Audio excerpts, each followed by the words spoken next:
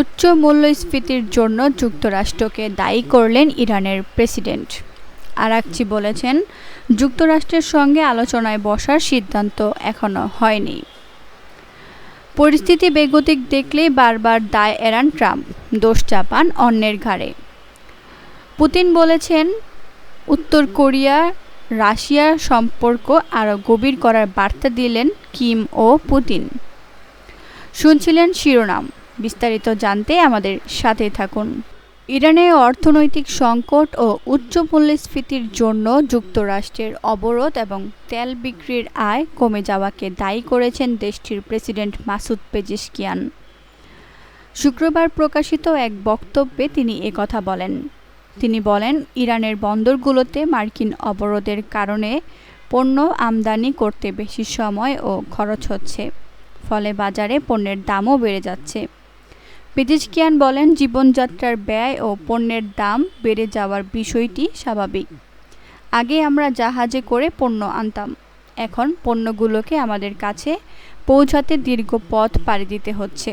এতে উৎপাদিত পণ্যের খরচ বেড়ে গেছে। তিনি আরও বলেন, ইরানের আয়ও কমে যাচ্ছে। আগে তেল বিক্রি করে আয় করা হতো, কিন্তু এখন সেই সুযোগ সীমিত হয়ে পড়েছে। পেজেশকিয়ানের ভাষ্য অনুযায়ী শিল্প কারখানায় বোমা হামলার কারণেও সরকারের রাজস্ব কমেছে। তিনি বলেন, তারা বেশ কয়েকটি কারখানা ধ্বংস করেছে, ফলে আগের মতো সেসব প্রতিষ্ঠান থেকে কর আদায় করাও সম্ভব হচ্ছে না। তবে অর্থনীতির চাকা সচল রাখতে হবে বলেও মন্তব্য করেন তিনি। ইরান এখনও যুক্তরাষ্ট্রের সঙ্গে নতুন করে আলোচনা শুরু করার সিদ্ধান্ত নেয়নি বলে জানিয়েছেন দেশটির পররাষ্ট্রমন্ত্রী Abbas Araghchi.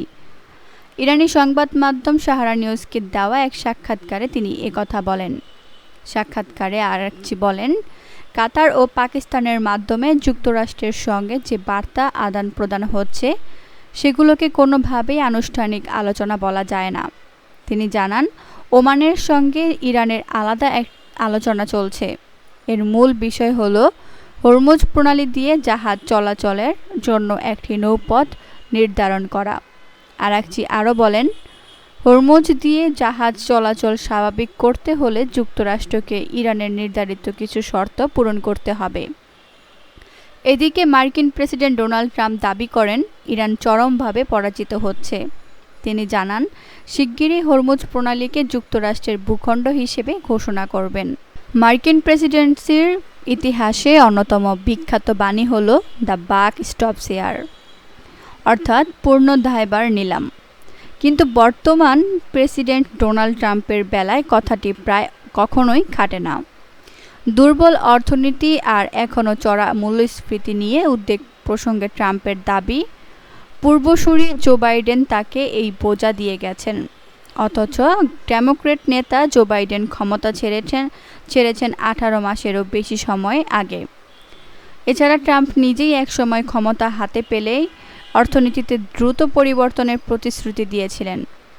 Lincoln Memorial reflecting পুলের সমস্যাগ্রস্ত সংস্কার কাজের প্রসঙ্গে রিপাবলিকান ট্রাম্পের জোর দাবি, এটি নাশকতার ফলে ক্ষতিগ্রস্ত হয়েছে।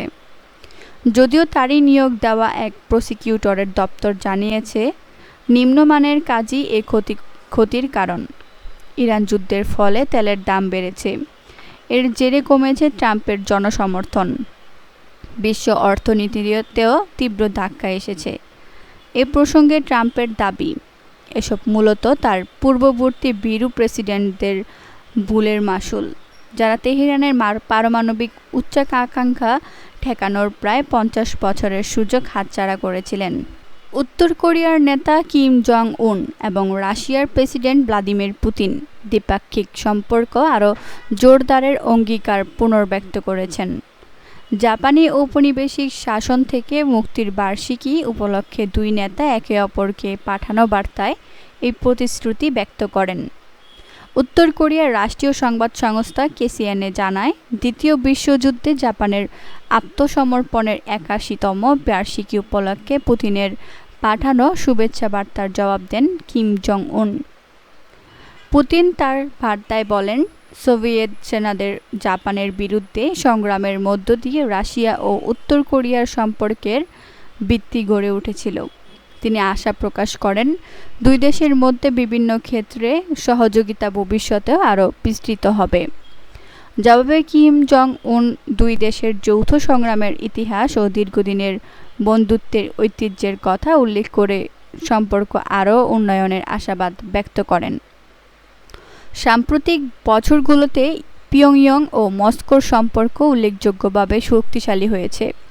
বিশেষ করে ইউক্রেন যুদ্ধে রাশিয়াকে সমর্থন দিতে উত্তর কোরিয়া সেনা মোতায়েন ও অস্ত্র সরবরাহ শুরু করার পর দুই দেশের ঘনিষ্ঠতা আরও বেড়েছে।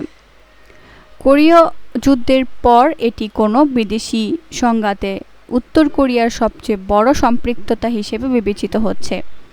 একই সঙ্গে সামরিক ও কৌশলগত সহযোগিতা সম্প্রসারণে দক্ষিণ কোরিয়া এবং পশ্চিমা দেশগুলোর মধ্যে উদ্বেগও বৃদ্ধি পেয়েছে।